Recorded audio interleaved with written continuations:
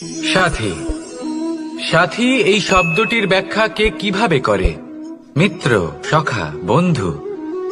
কিন্তু অর্থ একটাই, তিনি যিনি আপনার সঙ্গী হন আর তিনি যার সাথী আপনি হন।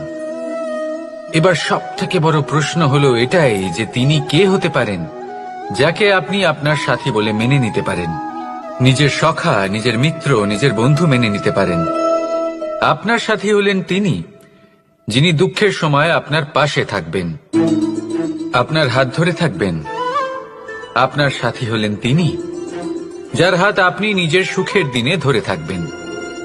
সেই সাথীরই হাত ধরুন যিনি দুঃখে সবসময় আপনাকে সাহায্য করার জন্য তৎপর হয়ে থাকেন, আপনার পাশে থাকেন, আর যাকে সুখের দিনে আপনি আপনার সাথে রাখতে পারেন। আর যখন আপনার সাথে আপনার এই সাথী থাকবে তখন আপনি এটা বুঝবেন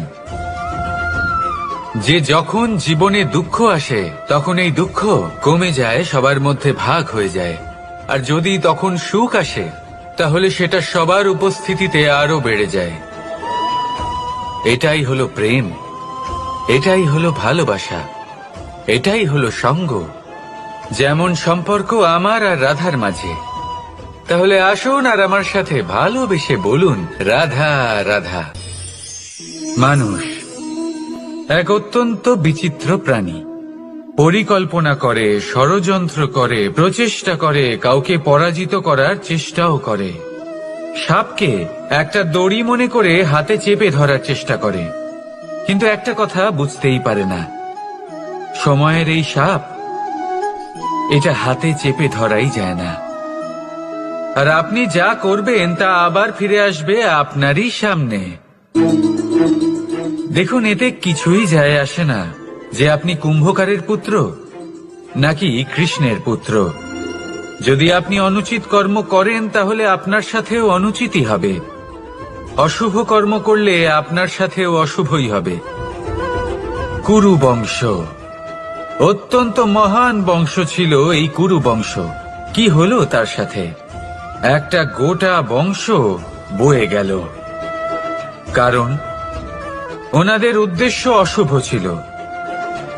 অন্যদিকে 5 জন বনবাসী পাণ্ডব মহাভারত বিজয়ী হলেন, কারণ তাদের উদ্দেশ্য শুভ ছিল। তাই মনে রাখবেন, শুভ অগ্নি প্রজ্বলিত করবেন, শুভ তাপ সঞ্চার হবে। অশুভ অগ্নি প্রজ্বলিত করবেন, নরকেই জ্বলতে হবে। তাহলে আসুন আর আমার সাথে ভালোবেসে বলুন, রাধা রাধা। জীবনে এমন কিছু কাজ রয়েছে যা আপনাকে একাই করতে হয়, আর এমন কিছু কাজ রয়েছে যা আপনাকে একসাথে মিলে করতে হয়, একজোট হয়ে, সঙ্গবদ্ধ হয়ে। এবার সঙ্গবদ্ধ বলতে কি বোঝাতে চাইছি? আমি তাদের কথা বলছি না যারা বাস্তবিকভাবে একে অপরের সাথে কাজ করেন। আমি তাদের কথা বলছি যারা একে অপরের থেকে দূরে থেকেও একে অপরকে বিশ্বাস করেন। আমি আগেও বলেছিলাম, সমস্ত বিশ্বের আশা বিশ্বাসেই বসবাস করে, তাই না? তাই যেখানে সমস্ত বিশ্ব আছে, সমস্ত সংসার আছে, সেইখানেই বিশ্বাস রয়েছে। তাই আপনার আশেপাশে এমন দল সঙ্গবদ্ধ করুন যাদের আপনার উপর বিশ্বাস আছে আর যাদেরকে আপনি বিশ্বাস করতে পারেন। তাহলে আসুন আর আমার সাথে ভালোবেসে বলুন, রাধা রাধা। আমরা যে মানুষকে চাই, যাকে আমরা ভালোবাসি, তাকে একটা উপহার অবশ্যই দিতে চাই। এমন এক উপহার যা ওনার ভালো লাগবে, যা শ্রেষ্ঠ হবে, অতি প্রিয় হবে, বহুমূল্য হবে, বা বলতে পারেন মূল্যবান হবে। তাই আমরা কি করি? আমরা বাজারে যাই, তার জন্য স্বর্ণ, আভূষণ, হিরে, মুক্ত এইসব নিয়ে আসি। কিন্তু এটাই কি সর্বশ্রেষ্ঠ উপহার? কখনোই না। সর্বশ্রেষ্ঠ উপহার হলো স্বাধীনতা, তাকে নিজের মনের মতো বাঁচার স্বাধীনতা। যদি আপনি কাউকে স্বাধীনতা না দিতে পারেন তাহলে সে কোথাও না কোথাও বন্দী হয়ে যায়, তার বিকাশ কোথাও না কোথাও আটকে যায়। কিন্তু যদি আপনি কাউকে স্বাধীনতা দিতে পারেন তাহলে আপনি দেখবেন ও সমস্ত সংসারকে, এই জীবনকে নিজের দৃষ্টিভঙ্গি দিয়ে দেখবে, বুঝবে যে কোনটা হলো উচিত আর কোনটা হলো অনুচিত। আর এটাই হলো সর্বশ্রেষ্ঠ। আর এবার যদি কাউকে স্বাধীনতার মাধ্যমে এত বড় একটা শক্তি দিতে পারেন, তাহলে আপনি আমাকে বলুন এর থেকে বড় উপহার আর কি হতে পারে? আসুন আর আমার সাথে ভালোবেসে বলুন, রাধা রাধা। পিতা আর পুত্রের সম্পর্ক অত্যন্ত মধুর হয়ে থাকে। পিতা স্বপ্ন দেখেন, তাকে পূর্ণ করার সকল সম্ভাব্য চেষ্টা করেন, কিন্তু তাও অনেক সময় ওনার স্বপ্ন অপূর্ণ থেকে যায়। তখন পিতা ভাবেন যে স্বপ্ন উনি পূর্ণ করতে পারেননি, ওনার সন্তান তা অবশ্যই পূরণ করবে। যে স্থানে উনি কখনো পৌঁছতে পারেননি, সেই স্থানে ওনার পুত্র অবশ্যই পৌঁছবে। পিতা নিজের সন্তানের ভবিষ্যৎ নিয়ে সেই স্বপ্ন দেখেন, আর যখন সেই সন্তান সামনে এগোতে থাকে তখন তার দুঃখ হয় না, বরং গর্ব হয়। ওনার ভালো লাগে এটা দেখে যে ওনার সন্তান অনেক উন্নতি করছে। কিন্তু যখন সন্তান নিজের অভিভাবকের শক্তি দেখে, তার যশ দেখে হিংসা করতে থাকে, সমস্যা সেইখানেই শুরু হয়। সেই জন্য সকল সন্তানকে এটা মনে রাখতে হবে, দেখুন, পুত্র হবার সুবাদে, এক সন্তান হবার সুবাদে এটা হলো আপনার অধিকার যে আপনি আপনার পিতার থেকে বেশি উন্নতি করবেন। আপনার পিতাও এটাই চান, কিন্তু সুস্থভাবে এটা করুন। একটা রেখা টেনে নিন যাতে আপনি তাতে এগোতে পারেন আর আপনার পিতার তাতে গর্ববোধ হয়, আর সেই বিষয়ে দুঃখ না হয় যে আমার সন্তান আমাকেই ছোট করার চেষ্টা করছে। ইতিহাস সাক্ষী রয়েছে, যে মানুষ অন্য কাউকে ছোট করার চেষ্টা করেছেন সেই মানুষই ছোট হয়ে গেছেন। আর আমার মনে হয় না আপনি এটা চান, কারণ কোনো একদিন আপনিও কারোর পিতা হবেন। আসুন আমার সাথে ভালোবেসে বলুন, রাধা রাধা। প্রেম এই সংসারে এসেছিল এই সংসারকে প্রেমের শিক্ষা দেওয়ার জন্য, এই জীবনের সুখের অনুভূতি আসলে কি তা শেখানোর জন্য। কিন্তু যদি সত্যি কথা বলি, তো আমি নিজেই প্রতিদিন প্রেমের নতুন নতুন স্বরূপ দেখতে পাই। প্রেমের একটা নতুন অনুভূতি প্রত্যেক নতুন দিনে। আর তার কারণ হলো এই প্রেম অনন্ত, এ হলো দৈব। প্রেম হলো এই সংসারের সব থেকে বড় ঢাল এবং সব থেকে বড় অস্ত্র। এই প্রেম ছাড়া না কোনো ন্যায় হয় আর না কোনো শাস্ত্র, না জীবন আছে আর না অন্ত। এবার যদি এই প্রেম মনের মধ্যে বাস করতে শুরু করে, তাহলে কখনো কোনো সমস্যাই হবে না, আর যদি হয়েও থাকে তাহলে তা স্থায়ী হবে না। এই প্রেম কি না করতে পারে? এই প্রেম সমস্ত সমস্যা মিটিয়ে ফেলতে পারে, আপনার মনের মধ্যে অহংকারকেও বিনাশ করে দিতে পারে, আপনাকে সাক্ষাৎ ঈশ্বরের সাথে দেখা করাতে পারে। তাই প্রেমের দ্বারা প্রয়াস করতে থাকুন। এই সংসারের প্রত্যেক মানুষকে, প্রত্যেক বস্তুকে, প্রত্যেক জীব জন্তুকে ভালোবাসবেন, আর এই প্রেমের দ্বারাই বলুন, রাধা রাধা। আজ আমি আপনাকে এমন এক গল্প শোনাবো যা আমার নন্দ বাবা আমাকে শুনিয়েছিলেন যখন আমি ছোট ছিলাম। কাহিনী একজন সাধু আর একজন বিছের। একবার এক সাধু নদীর পাড়ে স্নান করছিলেন। উনি দেখলেন যে জলের প্রবাহে একটা বিছে ভেসে যাচ্ছে।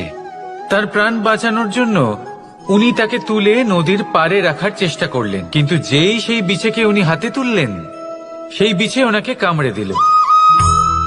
সাধু আবার চেষ্টা করলেন, সেই বিছেকে হাতে নেওয়াতে সে আবার তাকে কামড়ে দিল।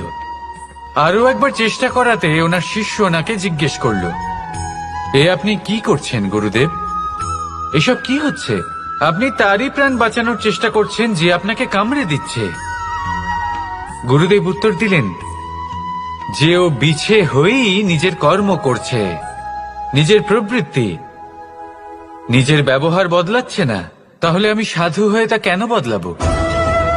এর তাৎপর্য হলো সরল, যে সংসারে কিছু মানুষ আছেন যারা হয়তো খারাপ, দুষ্ট প্রকৃতির, আর হয়তো তারা কখনোই বদলাবেন না, কখনোই কোনো পরিবর্তন আসবে না।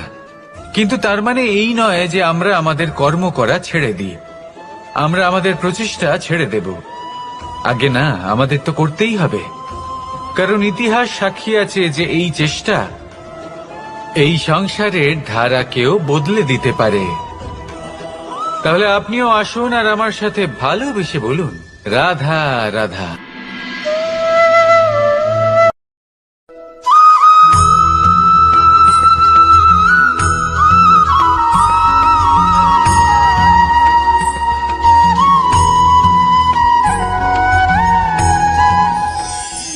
ভাগ্য,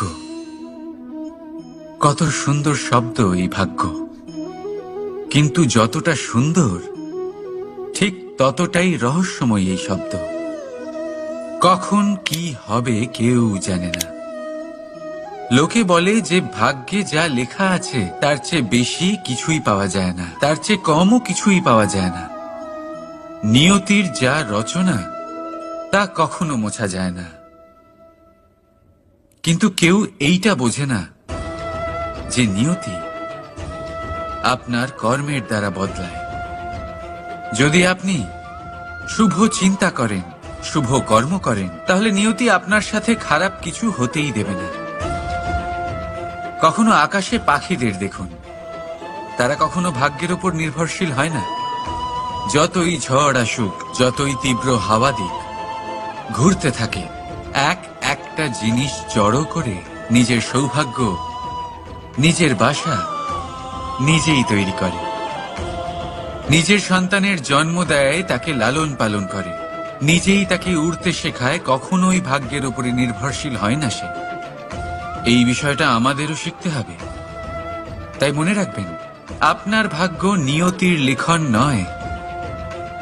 আপনার ভাগ্য তাই যেটা আপনি দিনের পর দিন আপনি নিজেই লেখেন। কিছু নিজে পরিশ্রম করে, কিছু নিজের ভাবনার জোরে। রাধা রাধা। মানুষের স্বভাব হলো যে সে সবসময় নিজে বলতে চায়, কারুর কথা শুনতে চায় না। কিন্তু তার এই স্বভাব তাকে এক বিশাল বড় জ্ঞানের থেকে দূরে সরিয়ে রাখে, সামনের মানুষের ব্যক্তিত্বের জ্ঞানের থেকে দূরে। তাই যদি আপনি কাউকে চিনতে চান, কাউকে বুঝতে চান, তাকে থামাবেন না, শুধু বলতে দিন। কারণ একজন ব্যক্তির ব্যক্তিত্ব লুকিয়ে থাকে তার কথার মধ্যে, আর তার আসল পরিচয় লুকিয়ে থাকে তার শব্দের পেছনে। বলতে দিন, আস্তে আস্তে আপনি সব বুঝতে পারবেন। এটাই তফাৎ হলো একজন সাধারণ মানব আর একজন মহামানবের মধ্যে। এক যে কাউকে বলতে দেয় না, আর এক যে সবার কথা শুনে। তাহলে সিদ্ধান্ত আপনার, আপনি কি সাধারণ হতে চান না অসাধারণ? কারণ এই ভবিষ্যৎ আপনার। রাধা রাধা। ধৈর্য, এই ধৈর্য কি কোনো গুণ, কোনো অনুভূতি, কোনো দৃষ্টিভঙ্গি? আমার জন্য ধৈর্য এক বাহন। আপনি হয়তো ভাবছেন, এই কেমন বাহন? বাহন তো ঘোড়া হতে পারে, হাতি হতে পারে, উটও হতে পারে, কিন্তু ধৈর্যকে বাহন বানানো মানে? চলুন আপনাকে একটা কথা বোঝাই। পৃথিবীতে এমন কোনো বাহন নেই যে তার আরোহীকে আছড়ে ফেলেনি। সেটা উট হোক বা হাতি হোক বা ঘোড়া হোক, চলতে চলতে কখনো নড়বড় করেই বসে। তারপর সেই আরোহী পড়ে কারোর পায়, তারপর পড়ে তার নিজের নজরে। কিন্তু ধৈর্যরূপী বাহন কখনো কাউকে ফেলে না, কখনো না। না সেই আরোহী কারোর পায়ে পড়ে, আর না তো নিজের নজরে। কারণ ধৈর্য আপনাকে বিবেক প্রদান করে, বিবেক আপনাকে পরিকল্পনায় সাহায্য করে, আর পরিকল্পনা প্রদান করে আপনাকে শক্তি, আপনার লক্ষ্যের দিকে অগ্রসর হওয়ার। বুঝলেন? ধৈর্যকে সঙ্গে রাখুন, নিজেকে আরো ধৈর্যশীল করে তুলুন। এই ধৈর্যের সাহায্যে আরোহণ করে দেখুন কিভাবে এই বাহন আপনাকে আপনার গন্তব্যে পৌঁছে দেবে। রাধা রাধা। ভাগ্য আর কর্ম, এই দুই এমন শব্দ যাকে ঘিরে সমগ্র সংসার। কেউ বলে আমার ভাগ্যে এটা ছিল না, যা পেলে আমার জীবন অন্যরকম হতো। কেউ বলে আমার গত জন্মের কর্ম নিশ্চয়ই এমন ছিল, যে কারণে এই জন্মে এরকম ভাগ্য পেয়েছি আমি। এই সব বাদ দিন আর একবার শান্ত চিত্তে ভাবুন। আপনি বুঝতে পারবেন যে ভাগ্য আর কর্ম এই দুই এই জন্মের। তফাৎ শুধুমাত্র এটাই যে যদি ভাগ্যের কথা বলা হয়, তাহলে আপনি এই ভাগ্যের থেকে যত বেশি আশা করবেন তত বেশি নিরাশ হবেন আপনি। কারণ এই আশা আপনাকে কর্ম করা থেকে আটকায়। যদি কথা বলা হয় কর্মের, তাহলে নিজের কর্মের প্রতি যত বিশ্বাস রাখবেন তত বেশি সফলতা আপনার কাছে আসবে। তাই একটা কথা মনে রাখবেন, ভাগ্য আপনার কর্ম নির্ধারণ করে না, কিন্তু আপনার কর্ম আপনার ভাগ্যকে অবশ্যই নির্ধারণ করে। রাধা রাধা। এই সংসারে আলোর উৎস কি? সূর্য। এই সংসারে মিষ্টি জলের উৎস কি? নদী। এই সংসারে উচ্চতার প্রতীক কি হয়? হিমালয় পর্বত। আমরাও জীবনে এরকমই হতে চাই, সূর্যের মতো তেজস্বী হতে চাই, নদীর মতো পূজনীয় হতে চাই, হিমালয় পর্বতের মতো উচ্চতা লাভ করতে চাই। সব ঠিক আছে, কিন্তু তার জন্য আমরা কাজ কি করি? যদি এরকম আমরা হতে চাই, তাহলে সবার আগে সূর্যের মতো নিজেকে উজ্জ্বল করুন। সূর্যের সব থেকে বেশি আলো নিজের অন্তরে থাকে। নদীর মতো নিজের পথ নিজেই তৈরি করুন। পাথরের সাথে ধাক্কা খাওয়ার পরেও থেমে না যাওয়া শিখুন। হিমালয় পর্বতের মতো উচ্চতা লাভ করতে হলে সেটার মতো অটল থাকতে শিখুন। একটা কথা অবশ্যই মনে রাখবেন, নিজেকে জ্বালাবেন তবেই সংসারকে আলোকিত করতে পারবেন। রাধা রাধা। প্রতীক্ষা, প্রয়াস, এই দুই জীবনের অভিন্ন অঙ্গ। দেখতে গেলে আমরা জীবনে কারোর না কারোর প্রতীক্ষা অবশ্যই করি। সে কোনো ব্যক্তি হোক বা সময় হোক বা কোনো ভাবনা, সবকিছুই হতে পারে। আর দেখতে গেলে সব সময় কেউ না কেউ কিছু প্রয়াসও করে চলেছে। যেমন সাফল্য আসার প্রতীক্ষা, বিফলতা যাতে না আসে তার জন্য প্রয়াস। সুখ আসার প্রতীক্ষা, দুঃখ যাতে না আসে তার জন্য প্রয়াস।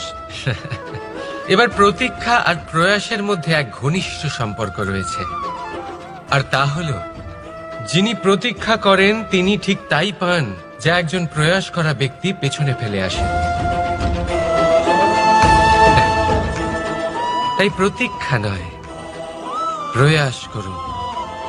এই প্রয়াসের মধ্যেই সুখের চাবিকাঠি রয়েছে। রাধা রাধা। মানুষ কর্ম করেন।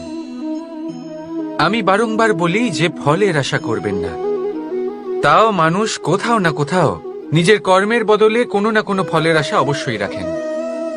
কখনো তিনি সফল হন, কখনো অসফল।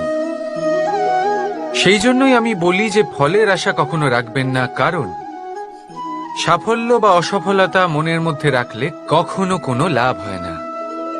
যদি সাফল্য মনের মধ্যে রাখেন তাহলে অহংকার জন্ম নেবে। যদি অসফলতা মনের মধ্যে রাখেন তাহলে এক হীনমন্যতায় আপনি ভুগবেন, যা দিয়ে কোনো শুভকর্ম হবে না। সেই জন্য শুধুই কর্ম করে যান, কর্মেই মগ্ন থাকুন। আর আসুন আমার সাথে ভালোবেসে বলুন, রাধা রাধা। বন্ধু আর শত্রু প্রত্যেকের জীবনের একটা বড় অংশ এর উপরে নির্ভরশীল হয়ে থাকে। আপনার জীবনে সফলতা আর অসফলতাও এর উপরে নির্ভরশীল। কিন্তু এই বন্ধু এবং শত্রুদের খুঁজে পাওয়ার জন্য আপনাদের বাইরে যাওয়ার প্রয়োজন নেই, কারণ এরা স্বয়ং আপনার ভেতরেই আছে। আপনি যদি বিনম্র থাকেন, যদি আপনি নিরন্তর প্রয়াস করতে পারেন, তাহলে আপনার কোনো বন্ধুর প্রয়োজন নেই। যদি আপনার মধ্যে অহংকার থাকে, যদি প্রতি কথায় আপনার মধ্যে ক্রোধ উৎপন্ন হয়, তাহলে আপনার শত্রুর কোনো প্রয়োজনই নেই। নিজের অন্তরের এই বন্ধু ও শত্রুকে চিনুন, আর আমার সাথে ভালোবেসে বলুন, রাধা রাধা। একে চিনতে পারলেন? একে কুঠার বলা হয়। আপনারা জীবনে কোথাও না কোথাও কোনো না কোনো রূপে এটা দেখেই থাকবেন। একটা ব্যাপার নিশ্চিত, এই কুঠার ছাড়া কোনো বৃক্ষকে কাটতে পারা সরল নয়।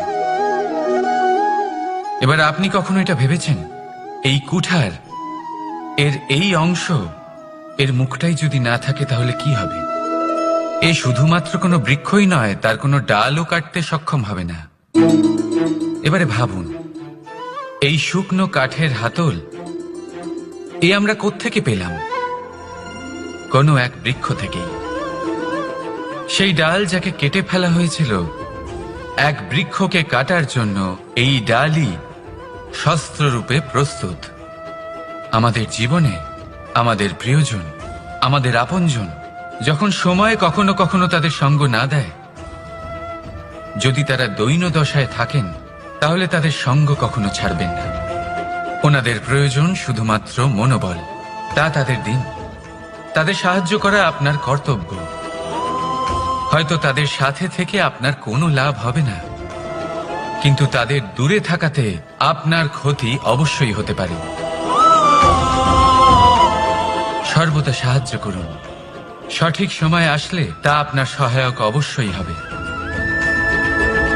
রাধা রাধা। আমাদের মধ্যে বেশিরভাগ মানুষেরই এই অভিযোগ থাকে যে মানুষ তখনই আমাদের স্মরণ করেন যখন সেই সময় আসে যখন আমাদেরকে প্রয়োজন হয়, যখন কোনো কাজ থাকে। যখনই এই সময় পেরিয়ে যায়, তাদের কার্যসিদ্ধি হয়ে যায়, তারা আমাদের থেকে দূরে চলে যান, ভুলে যান আমাদের। এবার এই বিষয়ে ভেবে খারাপ অবশ্যই লাগে। এই পরিস্থিতিকেই অন্য এক দৃষ্টিভঙ্গি দিয়ে দেখার চেষ্টা করুন। মনে রাখবেন, মানুষ প্রদীপের সন্ধান তখনই করেন যখন তার জীবনে অন্ধকার থাকে। আপনি প্রসন্ন হয়ে উঠুন, কারণ আপনার কাছে সেই সুযোগ আছে যে কারোর জীবনে প্রকাশের কিরণ আনতে পারছেন, কাউকে সঠিক পথ দেখাতে পারছেন, কারোর সহযোগিতা করতে পারছেন, এই পুণ্য অর্জন করতে পারছেন। কারোর থেকে কোনো আশা রাখার দরকার নেই। যার আপনাকে যতটা প্রয়োজন তাকে ততটাই সাহায্য করুন, ততটাই সবাইকে প্রেম বিতরণ করুন। আর এই প্রেমের ভাব নিয়েই আমার সাথে বলুন, রাধা রাধা। এটা সেই নৌকার প্রতিরূপ যা আমাদের নদী পার করায়। এবার বিষয়টা একটু ভেবে দেখুন। সেই বিশাল নৌকা যা আমাদের নদী পার করায়, সেটার নির্মাণ নদীতে নয়, ডাঙায় হয়। আর যদি আমরা এটাকে নদী অবধি পৌঁছতে চাই, তাহলে আমাদের দরকার পড়ে কোনো গরুর গাড়ির অথবা ঘোড়ার গাড়ির। তার সাহায্যে একে বহন করা হয়। এবার পথে যদি কোনো জলধারা আসে, কোনো নদী আসে, আর সেটাকে পার করতে হয়, তাহলে তখন সেই নৌকার ওপরে গাড়ি রাখা হয়, তারপর তাকে পার করা হয়। অর্থাৎ এই যাত্রা দুজনের সংযোগ ছাড়া সম্পূর্ণ হতেই পারবে না। সেই জন্যই এই প্রবাদ আছে, কখনো নৌকা তো কখনো গাড়ি। আমাদের সম্পর্কের মধ্যে অতি আবশ্যক, আমাদের সম্পর্কের মধ্যে অত্যন্ত গুরুত্বপূর্ণ হল সংযোগ। সবসময় একসাথে চলা, সংযোগ স্থাপন করা। সবসময় সুখী থাকবেন। রাধা রাধা। পুস্তক, পুস্তক থেকে আমরা কি না শিখতে পারি। জ্ঞান হোক, বিজ্ঞান হোক, ইতিহাস হোক, সব শিখতে পারি। কথায় আছে, একটা ভালো পুস্তক, একটা ভালো গ্রন্থ পাওয়া তা 100 ভালো বন্ধু পাওয়ার সমান। কিন্তু যদি একটা ভালো বন্ধু পাওয়া যায়, তাহলে তা গোটা গ্রন্থাগারের সমতুল্য। সে আপনাকে কর্মের বিষয় জ্ঞান দেয়, সাফল্যের রসায়ন শিক্ষা দেয়। সে আপনাকে ইতিহাসে অমর করে রাখবে। শুধু তাই নয়, সে আপনাকে শুধু পথই দেখাবে না, সেই পথে আপনার সাথে সঙ্গী হয়ে চলবে। সে সেই জন্য জীবনে যদি কোনো ভালো বন্ধুকে পাশে পান, তাহলে তাকে আপন করে রাখবেন, তাকে সামলে রাখবেন। জীবন সহজ হয়ে যাবে। রাধা রাধা। বর্ষা ঋতু শুরু হলেই পাখিদের মধ্যে চাঞ্চল্য বেড়ে যায়। আর সেটা হবে নাই বা কেন? বাসা ভেঙে যায়, বৃক্ষ ভেঙে পড়ে, প্রত্যেক পাখি তার থাকার জন্য একটা নতুন জায়গার, একটা ছায়ার, একটা ছাদের খোঁজে থাকে। শুধু একটা পাখি এসব কিছুই করে না। না তো তার এসব সমস্যা নিয়ে কোনো চিন্তা থাকে, না কোনো দরকার পড়ে। আর সেই পাখি হলো বাজ। সেই সব সমস্ত ছোটখাটো সমস্যার থেকে অনেক দূরে ওপরে উড়ে বেড়ায়, মেঘের থেকেও অনেক উঁচুতে। তাই এই সব ছোটখাটো সমস্যা যা আপনার জীবনে এসে থাকে, এই সব নিজের চারপাশকে ঘিরতে দেবেন না। নিজের চিন্তা ভাবনাকে অনেক উঁচুতে রাখুন। আপনার সমস্ত সমস্যা নিজে থেকেই নিচে চলে আসবে। রাধা রাধা। আপনি কখনো কোনো ইঁদুর দেখেছেন? তার সবসময় কিছু না কিছু চাই, ঠোকরাতে থাকে সারা দিন সারা রাত। কখনো আপনার রান্নাঘর থেকে কিছু নেবে, তো কখনো ভাড়ার ঘর থেকে কিছু নেবে। কখনো আপনার জামা ছিঁড়বে, কিছু তুলে নিজের গর্তে নিয়ে চলে যাবে। কিন্তু আপনি দেখুন, সে কখনোই সন্তুষ্ট হয় না, ওর পেট কখনোই ভরে না। ঠিক তারই বিপরীত হলো নদী। কারোর থেকে কিছুই নেয় না, শুধুই দান করে। নিজের জল এই প্রকৃতিকে বিলিয়ে দেয়, এই ধরাকে ভিজিয়ে বয়ে চলে, এই প্রকৃতিকে একটা নতুন জন্ম দেয়। আর এই নদী যে সবসময় শুধুমাত্র দান করে, আপনি দেখবেন এই নদী কখনোই খালি হয়ে যায় না। এটা থেকে আপনি কি শিখলেন? যে সবসময় ছিনিয়ে খায়, সে সবসময় অভুক্তই থাকে। যে ব্যক্তি সবসময় সবাইকে দান করে, তাকে এই ক্ষুধা কখনোই জ্বালায় না। যে ইঁদুর যে সবসময় ছিনিয়ে খায়, একলা হয়ে যায়, তার শত্রু তৈরি হয়। সেখানেই নদী যে সবসময় সবাইকে দান করে, তাকে মানুষ মা ভেবে তার পুজো করে। তাই ছিনিয়ে নয়, দান করাতে বিশ্বাস রাখুন। আর আসুন আমার সাথে ভালোবেসে বলুন, রাধা রাধা। কোনো ব্যক্তির ব্যক্তিত্ব কিভাবে তৈরি হয়? আপনার কি মনে হয় যে ব্যক্তি জন্ম থেকে তার স্বভাব নিয়ে জন্মায়?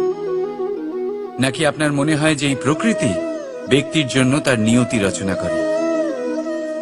না, এরকম একেবারেই হয় না। আমি আপনাকে বোঝাচ্ছি। যখনই বৃষ্টি পড়ে কোনো বিন্দুর দিকে দেখবেন। এবার এই বিন্দু যেখানে পড়ছে তার উপরে নির্ভর করছে তারপর কি হবে। যদি এই বিন্দু পড়ে কোনো ক্ষেতের ওপরে, তাহলে কোনো নতুন ফসলের জন্ম দেবে। যদি সে গরম কড়াইতে পড়ে, তাহলে বাষ্পীত হবে। যদি সে কোনো সাপের মুখের ভেতরে পড়ে, তাহলে বিষ তৈরি হবে। ঝিনুকের ভেতরে পড়লে মুক্তো তৈরি হবে। যদি কোনো পাতার ওপরে পড়ে, তাহলে শিশির তৈরি হবে।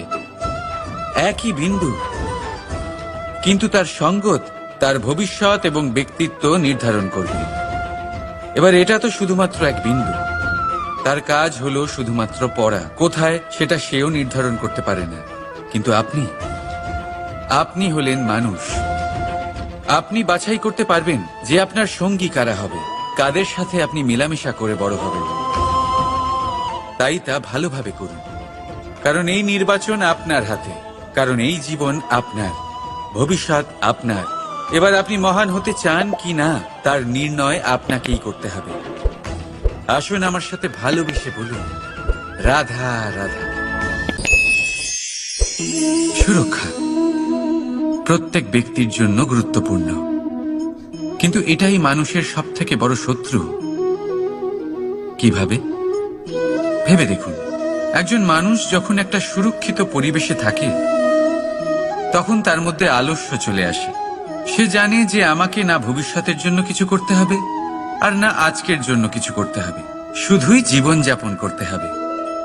এই সুরক্ষা কবচ থেকে বাইরে বেরোনো অত্যন্ত জরুরি।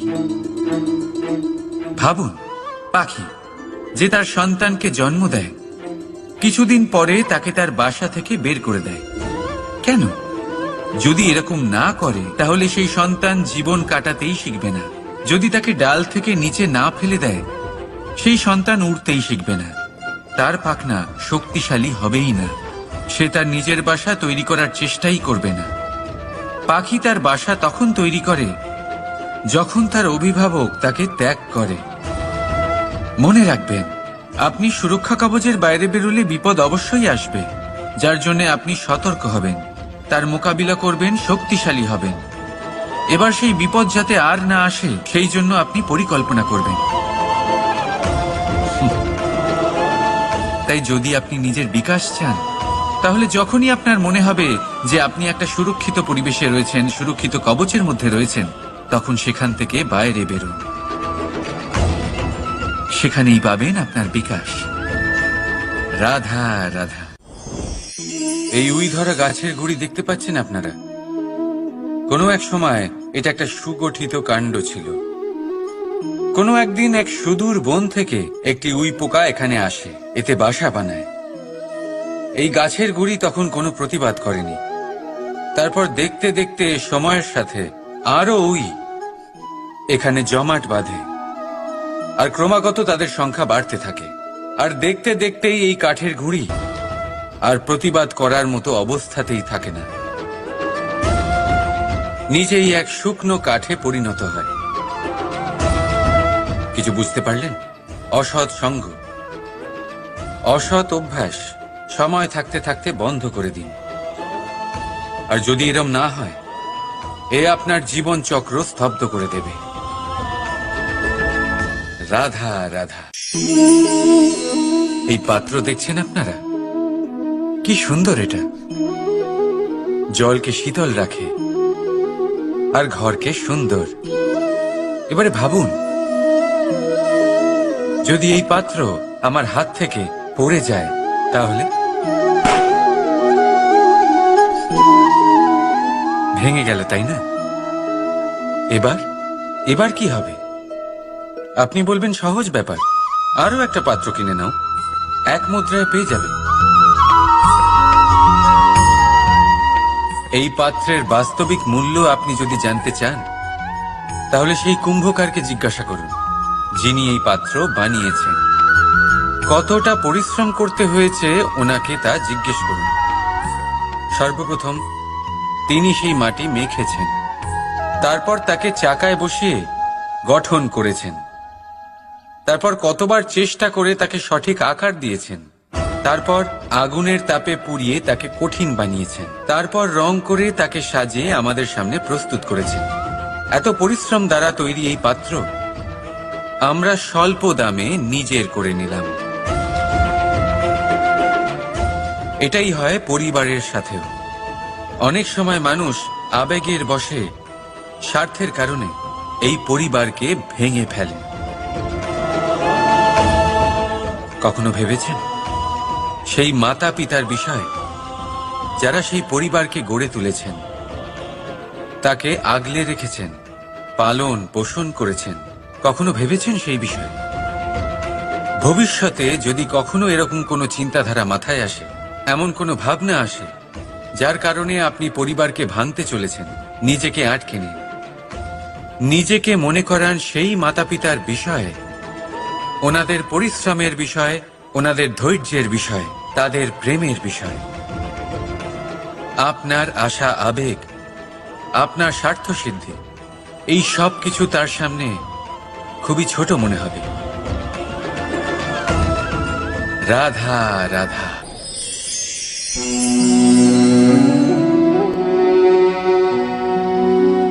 করে দিলাম শেষ।